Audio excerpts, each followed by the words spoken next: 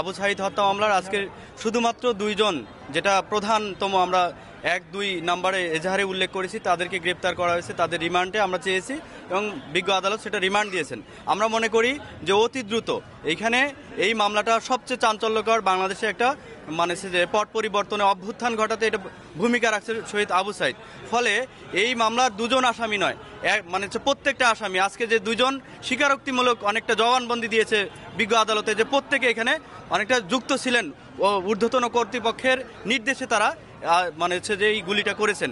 ফলে যারা যারা নির্দেশ দিয়েছেন, নির্দেশদাতা, পরিকল্পনাকারী এবং পরবর্তীতে এই মামলা ধামাচাপা দেওয়ার জন্য যারা চেষ্টা করেছেন, আমরা সর্বোপরি প্যানেল আইনজীবীরা মনে করি এই হত্যাকাণ্ডের সাথে যারা যারা যুক্ত, পরিকল্পনা থেকে শুরু করে তার পরিকল্পনা বাস্তবায়ন, সিদ্ধান্ত গ্রহণ করে এবং একদম ফিল্ডে যারা এইটা সরাসরি গুলি করেছে, প্রত্যেকের আইনের আওতায় নিয়ে আসা হোক এবং এটা দ্রুত বিচার ট্রাইব্যুনালের মাধ্যমে এটা দ্রুত নিষ্পত্তি করা হোক। আগামী 3 মাসের মধ্যে এই মামলার সমস্ত কার্যক্রম শেষ করে যারা যারা দোষী প্রত্যেকেই তার সর্বোচ্চ যে শাস্তি, মৃত্যুদণ্ড, সেই মৃত্যুদণ্ড কার্যকর করুক। প্যানেল আইনজীবী হিসেবে, আবু সাঈদের প্যানেল আইনজীবী হিসেবে আমরা এটা মনে করি।